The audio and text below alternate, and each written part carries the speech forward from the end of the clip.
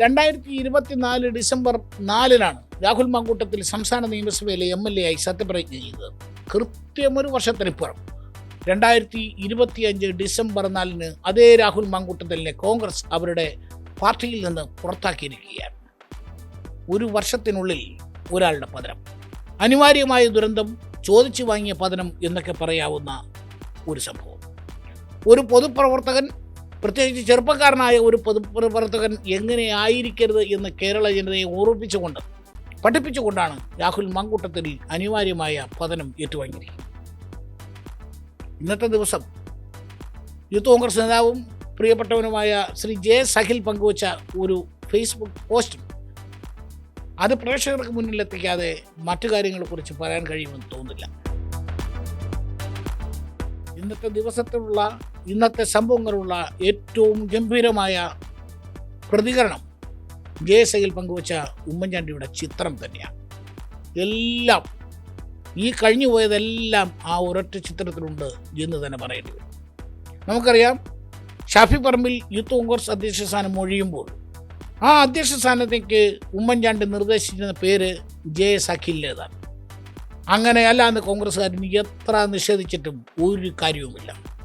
അഖിലിനെ youth Congress സംസ്ഥാന പ്രസിഡന്റാക്കാൻ നിർദ്ദേശിച്ച ഉമ്മൻചാണ്ടിയുടെ തീരുമാനത്തെ വെട്ടിക്കൊണ്ടാണ് ഷാഫി പറമ്പിലിൻ്റെ നേതൃത്വത്തിൽ രാഹുൽ മാങ്കൂട്ടത്തിനെ യൂത്ത് കോൺഗ്രസിൻ്റെ സംസ്ഥാന അധ്യക്ഷ പദവിയിലേക്ക് കൊണ്ടുവരുന്നത്. എ ഗ്രൂപ്പ് മാത്രമല്ല, കോൺഗ്രസിലാകെ തന്നെ ഈ തീരുമാനം അന്താളിപ്പോടെയാണ് കണ്ടത്. കാരണം ഉമ്മൻചാണ്ടിയുടെ ഒരു തീരുമാനമാണ് അവിടെ അട്ടിമറിക്കപ്പെട്ടത്. 40-ാമത്തെ വയസ്സിൽ സ്വന്തം പിൻഗാമിയെ കണ്ടെത്താൻ തക്ക അധികാരത്തിലേക്ക്, അവകാശത്തിലേക്ക് കോൺഗ്രസിലേക്ക് എത്തിയ ഒരു നേതാവ്. ഒന്ന് ആലോചിക്കണം, എത്രയോ വലിയ മുതിർന്ന നേതാക്കന്മാരുള്ളൊരു പാർട്ടിയാണ്. ആ പാർട്ടിയിൽ 40-ാമത്തെ വയസ്സിൽ എൻ്റെ പിൻഗാമിയായി ആര് വരണം എന്ന് തീരുമാനിക്കാൻ തക്ക ശേഷിയിലേക്ക് ഉയർന്ന ഷാഫി പറമ്പിൽ എന്ന നേതാവിൻ്റെ കണൽ പറ്റി രാഹുൽ മാങ്കൂട്ടം വരികയാണ്. യൂത്ത് കോൺഗ്രസ് സംസ്ഥാന അധ്യക്ഷനാകുന്നു. തൊട്ടു പിന്നാലെ ഷാഫി പറമ്പിൽ സ്ഥാനമൊഴിഞ്ഞ പാലക്കാട് മണ്ഡലത്തിലേക്ക് രാഹുൽ മാങ്കൂട്ടത്തിനെ കൊണ്ടുവരികയാണ്. ആരാണ് കൊണ്ടുവരുന്നത്? ഷാഫി പറമ്പിൽ തന്നെയാണ്.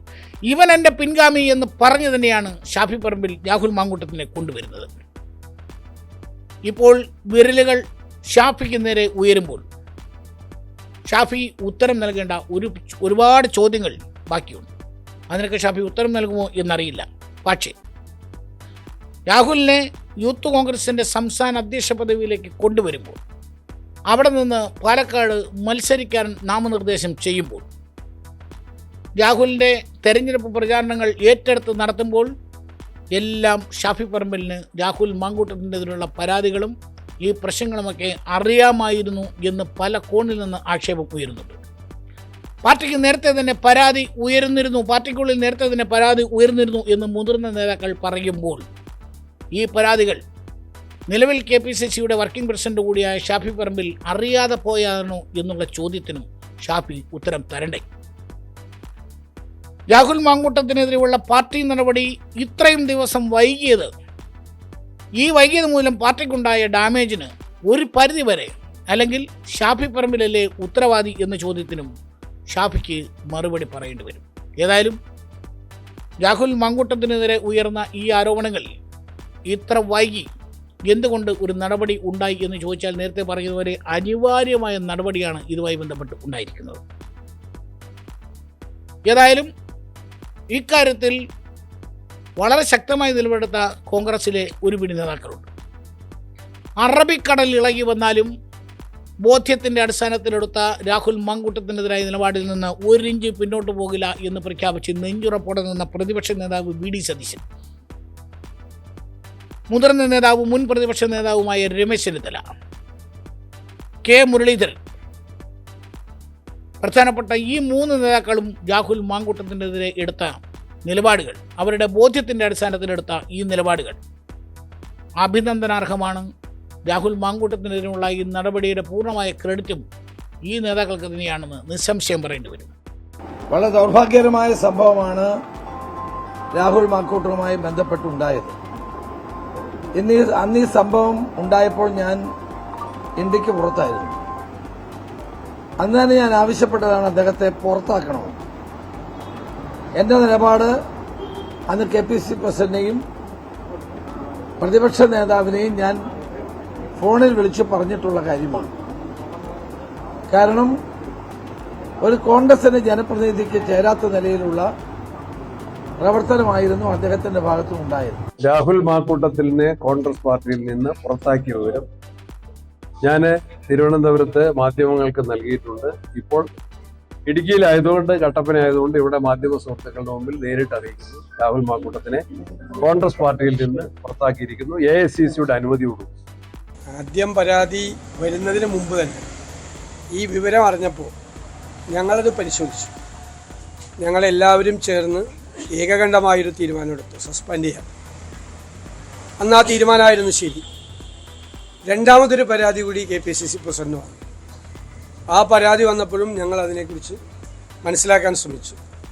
ഞങ്ങൾ അപ്പം തന്നെ പാർട്ടിയുടെ മുഴുവൻ നേതാക്കളും കൂടി ഏകകണ്ഠമായ ഒരു തീരുമാനമെടുത്തു, പുറത്താക്കാൻ തീരുമാനമെടുത്തു. അല്ല, പാർട്ടിയെ സംബന്ധിച്ചിടത്തോളം ഇന്നലെ തന്നെ ഞങ്ങളെല്ലാം പറഞ്ഞിരുന്നതാണല്ലോ.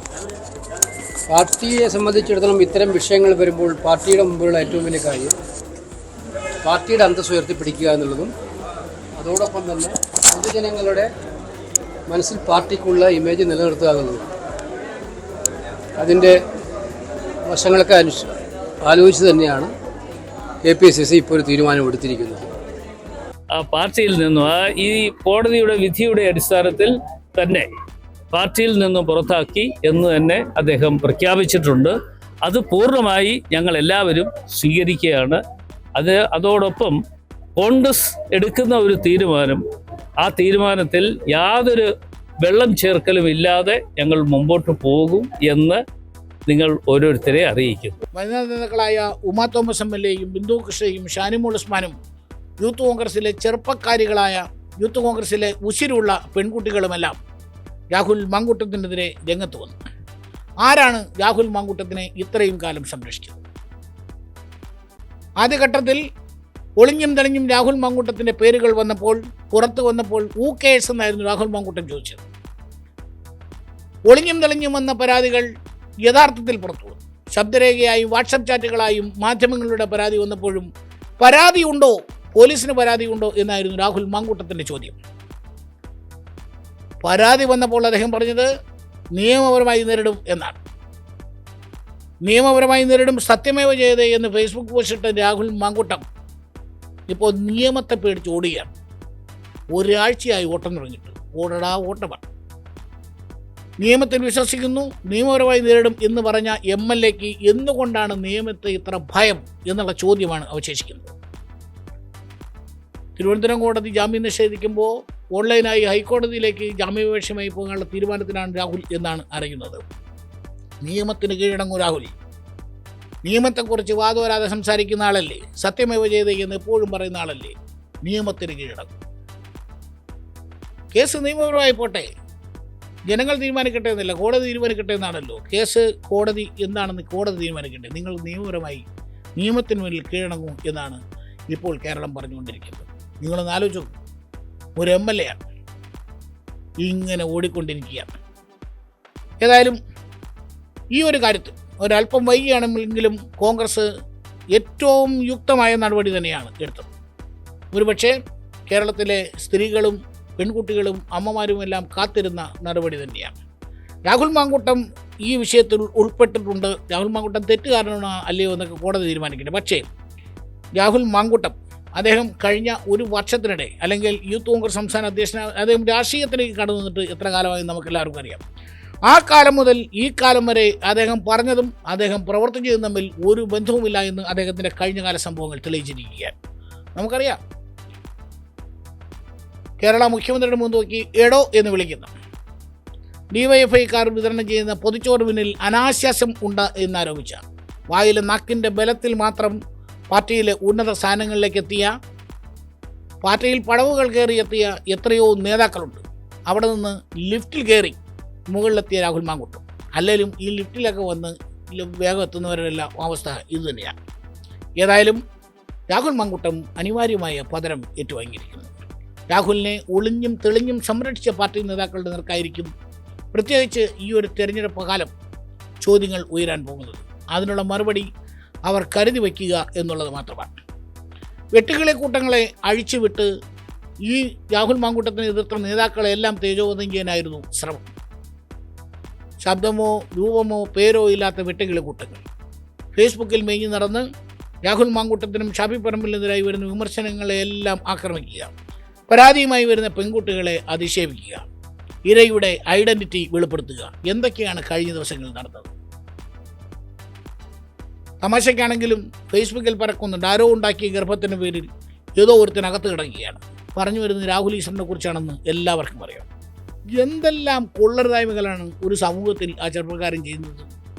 മെൻസ് അസോസിയേഷൻ രൂപീകരിക്കണമെന്ന പേരും പറഞ്ഞ് ഇരയുടെ ഐഡൻറ്റിറ്റി വെളിപ്പെടുത്തുന്ന രീതിയിൽ സംസാരിക്കുക, എന്നിട്ട് എന്നെ അറസ്റ്റ് ചെയ്യുമെന്ന് പറയുക, ജയിലിൽ പോയി കിടക്കുക, അവിടെ നിരാഹാരം കിടക്കുക. 2 ദിവസം ഇങ്ങനെയായിരുന്നു. ഇപ്പോൾ ഈ വി ഒന്ന് വാടിയിട്ടുണ്ട്.